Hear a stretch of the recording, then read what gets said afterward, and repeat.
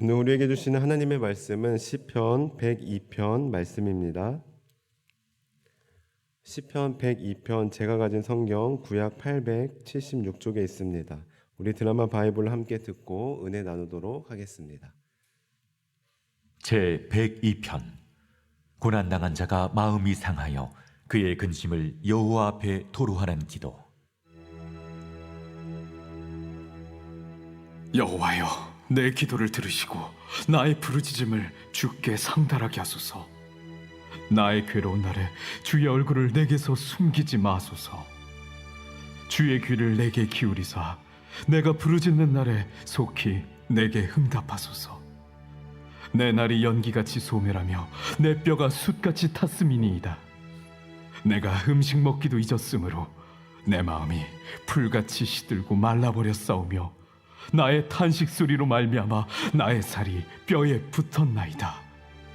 나는 광야의 올빼미 같고 황폐한 곳의 부엉이같이 되었사오며 내가 밤을 새우니 지붕 위에 외로운 참새 같으니이다.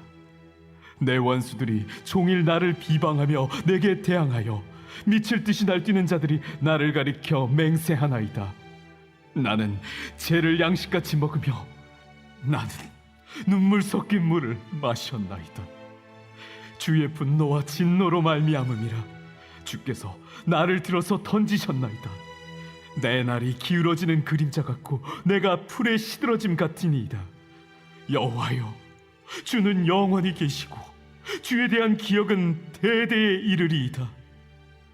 주께서 일어나사 시온을 긍휼히 여기시리니 지금은 그에게 은혜를 베푸실 때라 정한 기한이 다가옴이니이다. 주의 종들이 시온의 돌들을 즐거워하며 그의 티끌도 은혜를 받나이다. 이에 문나라가 여호와의 이름을 경외하며 이 땅의 모든 왕들이 주의 영광을 경외하리니 여호와께서 시온을 건설하시고 그의 영광 중에 나타나셨습니다. 여호와께서 빈궁한 자의 기도를 돌아보시며 그들의 기도를 멸시하지 아니하셨도다. 이 일이 장래 세대를 위하여 기록되리니 창조함을 받을 백성이 여호와를 찬양하리로다. 여호와께서 그의 높은 성소에서 굽어보시며 하늘에서 땅을 살펴보셨으니 이는 갇힌 자의 탄식을 들으시며 죽이기로 정한 자를 해방하사 여호와의 이름을 시온에서 그 영예를 예루살렘에서 선포하게 하려 하십니다. 그때에 민족들과 나라들이 함께 모여 여호와를 섬기리로다. 그가 내 힘을 중도에 쇠약하게 하시며 내 날을 짧게 하셨도다. 나의 말이 나의 하나님이여 나의 중년에 나를 데려가지 마옵소서. 주의 연대는 대대에 무궁하니이다. 주께서 옛적에 땅의 기초를 놓으셨사오며 하늘도 주의 손으로 지으신 바니이다. 천지는 없어지려니와 주는 영존하시겠고 그것들은 다 옷같이 낡으리니 의복같이 바꾸시면 바뀌려니와 주는 한결같으시고 주의 연대는 무궁하리이다. 주의 종들의 자손은 항상 안전히 거주하고 그의 후손은 주 앞에 굳게 서리이다 하였도다. 아멘. 방금 함께 읽으신 시편 102편은 누가 썼는지 분명하지는 않으나 시 전편에 흐르는 분위기로 보아 바벨론 포로 생활을 경험했으며 민족의 순환을 개인적인 아픔으로 공유할 만큼 민족에 대한 사랑과 선민의식이 매우 강했던 사람임은 분명합니다. 또한 포로 시대라는 암흑기 속에서도 이제 곧 회복될 이스라엘의 모습을 바라보고 찬송했다는 점에서 예레미야 선지자의 예언에 매우 익숙했던 사람으로 추정할 수 있습니다. 이제 오늘 말씀의 내용을 나누어 보면 먼저 1절부터 11절까지는 포로된 상황 속에서 이스라엘 민족이 겪는 비참하고 쓰라린 고통에 대해 진술하고 있으며 12절부터 22절에서는 빈궁한 사람이나 갇힌 사람들의 탄식에 응답하시고 반응하시는 긍휼을 베푸시는 하나님에 대한 신앙을 고백하고 있습니다. 그래서 고통받는 이스라엘의 회복에 대한 굳은 신념을 노래하고 있습니다. 그리고 마지막으로 23절부터 28절까지는 자신의 무기력함을 인정하며 영원 불변하시는 하나님의 속성에 근거하여 그 백성에 대한 하나님의 영원한 주권적 섭리와 보호를 확신하며 찬송하고 있습니다. 특별히 이 시는 일명 비탄시라고 불리우는데 비탄시답게 현재의 상황을 탄식하며 회복을 간절히 열망하고 있는데요. 우리 2절의 말씀을 함께 같이 읽어보겠습니다. 2절입니다. 시작. 나의 괴로운 날에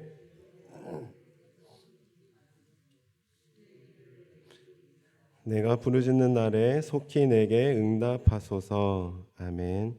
여기서 얼굴을 숨긴다라는 것은 저주를 의미했으며 반대로 주의 얼굴이 자신들을 향할 때는 축복을 의미합니다. 그러므로 오늘 말씀은 하나님께서 이제 그만 노여움을 푸시고 이스라엘을 다시 회복시켜 주실 것을 아뢰고 있습니다. 이어서 3절에 보시면 내 날이 연기같이 소멸하며 내 뼈가 숯같이 탔다라고 탄식하고 있으며 4절에서도 내 마음이 풀같이 시들고 말라버렸다라고 고백합니다. 그리고 5절에서는 나의 탄식 소리로 말미암아 나의 살이 뼈에 붙었나이다라고 고백할 만큼 탄식에 지쳐 있는 시인의 모습을 우리는 발견하게 됩니다. 이뿐만 아니라 계속해서 시인의 탄식을 우리는 발견하게 되는데요. 6절에서는 나는 황폐한 곳에 부엉이 같이 되었다. 7절에서는 외로운 참새 같다. 8절에서도 내 원수들이 종일 나를 비방하며 내게 대항한다. 9절에서도 나는 죄를 양식같이 먹으며 눈물 섞인 물을 마셨다 등등 이처럼 시인은 계속해서 자신이 처한 상황과 어려움을 토로하고 있습니다. 그러나 이것이 일반적인 신세 한탄에 그치지 않고 오늘 하나님의 말씀으로 성경에 기록될 수 있었던 것은 시인은 자신의 고난과 어려움을 하나님께 아뢰었기 때문입니다. 한마디로 신세 한탄을 하되 하나님께 했기 때문입니다. 원망하되 하나님께 아뢰었기 때문입니다. 제가 항상 말씀드리는 거지만 우리가 힘든 점을 사람에게 말하면 하소연이 되고 혼자서 말하면 신세 한탄이 되지만 하나님께 말하면 그것은 기도가 됩니다. 그래서 우리는 이왕 불평을 할 거라면 하나님께 하시는 게 지혜로운 것입니다. 제가 이 사실을 약 10년 전 교육전도사로 사역하던 시절 한 선생님의 간증을 통해 깨닫게 되었습니다. 예전에도 한번 말씀드린 적이 있는 것 같은데요. 그 선생님은 여자분이셨는데 그때 당시 나이가 38살이셨습니다. 결혼을 아직 안 한 상태였고 그 선생님이 직장 생활을 하면서 어머니와 동생을 먹여 살리는 가장 역할을 하고 있었습니다. 그 당시 인천에서 살고 있었는데 서울로 직장을 다녔었습니다. 그런데 매일 출근하는 지하철 안에서 1시간 동안 계속 원망만 했습니다. 나는 왜 이렇게 힘들게 사나? 내가 언제까지 엄마와 동생을 먹여 살려야 하나? 나도 숨 좀 쉬고 싶다. 너무 힘들다. 그리고 교회 와서도 교사 모임 시간에 한 주간 어떻게 지냈는지 나누는 시간이 있었는데 그 모임 때에도 계속 신세 한탄만 하는 겁니다.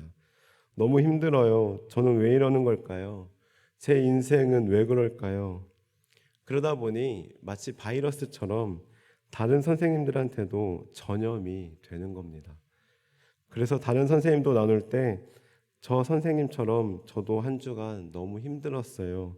이것도 안 풀리고 저것도 안 풀리고 이렇게 선생님마다 다들 힘든 이야기만 하는 겁니다. 물론 힘들었던 일을 솔직히 나눌 수 있는 공동체가 있다는 것은 그만큼 이야기를 들어주고 그만큼 허심탄회하게 마음을 털어놓을 수 있는 공동체라서 좋긴 한데 생각해 보십시오. 한두 번도 아니고 정말 거짓말 하나도 안 보태고 매주 매번 그러는 겁니다.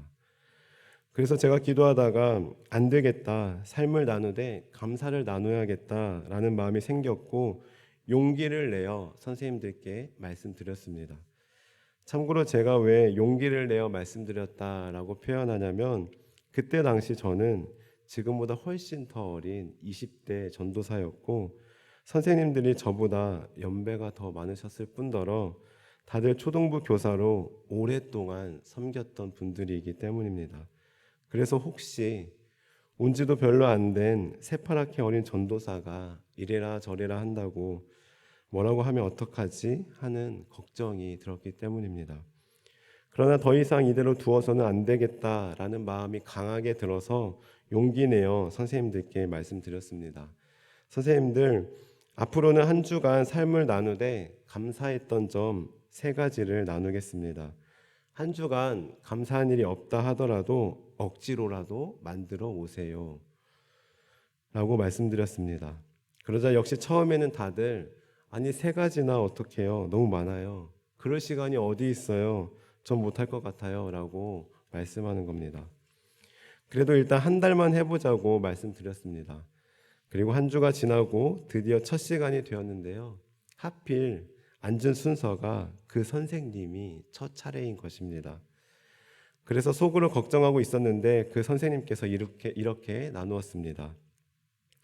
지난주에 전도사님이 감사 내용 나누자고 해서 생각해 보았는데 죄송한데 아무리 생각해도 제 삶에는 감사거리가 하나도 없는 것 같습니다. 그래서 저는 그냥 출근하는 길에 지하철 안에서 혼자 불평하던 거를 하나님께 했어요. 하나님, 저 힘들어요. 하나님, 제 인생은 왜 그래요? 하나님, 저는 언제까지 이렇게 살아야 돼요? 저 좀 도와주세요. 저 좀 이곳에서 벗어나게 해주세요. 라고 하나님께 불평했다고 합니다. 그러면서 그게 자기의 감사거리라고, 이렇게라도 기도할 수 있음에 감사하다고, 또 생각해 보니 내 하소연을, 내 신세 한탄을 들어줄 하나님이 계셔서 감사했다라고 나누었습니다. 그리고 그 선생님이 그렇게 나누니 다음 선생님들도 자연스럽게 감사 내용을 나누게 되었고, 그것이 그때 당시 저희 초등부의 아름다운 관습이 되었습니다. 그리고 더욱 감사한 것은 1년 후 그 선생님은 좋은 배우자를 만나 결혼하였고 딸도 출산하여 행복한 가정을 꾸리게 되었습니다. 그리고 저는 시간이 지나 사역지를 옮기게 되었는데요.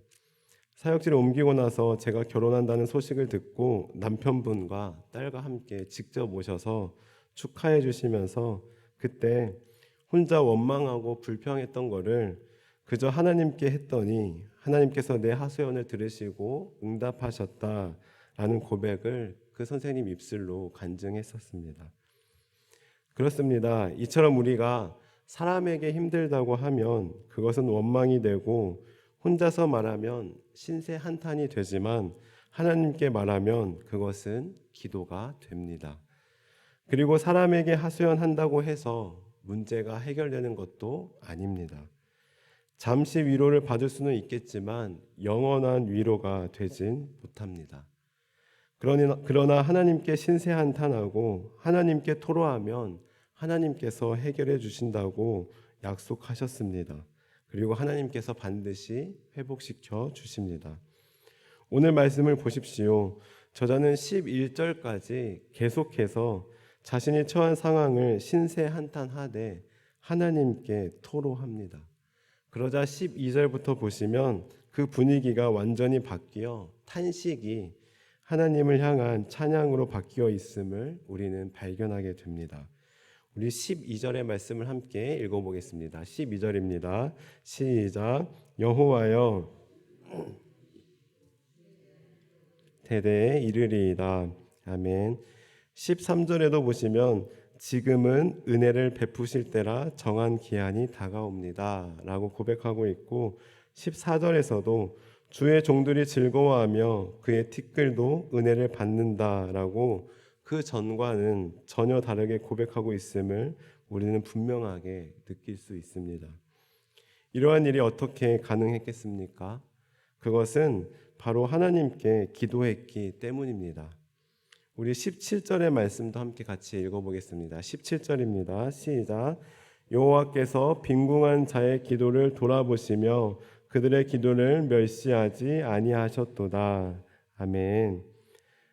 기록된 말씀처럼 하나님께서는 우리의 신음소리를 외면하지 않으시고 반드시 응답해 주십니다. 하나님께서는 우리의 기도를 멸시하지 않으시고 무시하지 않으시고 다 들어주십니다. 만약 오늘 말씀의 저자가 자기의 상한 마음을, 고난을, 힘든 상황을 하나님께 털어놓지 않았다면, 사람에게 털어놓고 자기 혼자 말하는데 그쳤다면 그것은 오늘날 하나님의 말씀으로 기록되지 않았을 것입니다. 한번 오늘 기도문에서 하나님을 빼보고 읽어보시기 바랍니다. 그것은 기도가 될 수 없을 뿐더러 아무런 은혜가 되지 않습니다. 그러나 같은 한탄이며 같은 부르짖음이지만 하나님께 한탄하고 하나님께 부르짖었더니 그것이 기도가 되었고 하나님께서는 그 기도를 멸시하지 않으시고 응답하셨던 것입니다. 사랑하는 성도 여러분, 여러분은 여러분의 고민을, 걱정을, 고난을 누구에게 털어놓고 있습니까? 누구와 나누고 계십니까? 혹시 사람에게 나누고 사람에게 위로받고 사람을 통해 해결받으려 하지는 않습니까?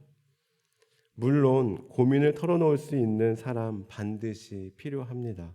그러나 사람에게 나누기에 앞서 가장 먼저 하나님께 아뢰시기 바랍니다. 하나님께 털어놓으시기 바랍니다. 하나님께 한탄해 보시기 바랍니다. 하나님께서는 빈궁한 우리들의 기도를 돌아보시며 우리의 기도를 멸시하지 아니하시겠다고 오늘 말씀을 통해 분명하게 약속하셨습니다. 오늘 말씀을 기억하며 하나님께 먼저 아뢰므로써 하나님께 참된 위로를 받고 하나님께 응답받고 해결받는 저와 여러분들 되시기를 주님의 이름으로 간절히 축원합니다. 기도하시겠습니다. 하나님, 저희들 오늘 말씀을 통해 하나님께 기도하게 하시니 감사드립니다. 저희들 사람에게 하소연하고 위로받으려 하기에 앞서 가장 먼저 하나님께 아뢰고 하나님께 하소연하고 하나님께 한탄함으로써 하나님께 위로받고 하나님께 해결받는 복된 인생 되게 하옵소서. 그리하여 하나님으로 인해 우리의 입술에서 원망과 불평보다 찬송과 간증이 흘러넘치게 하옵소서. 감사드리며 예수님의 이름으로 기도드립니다. 아멘.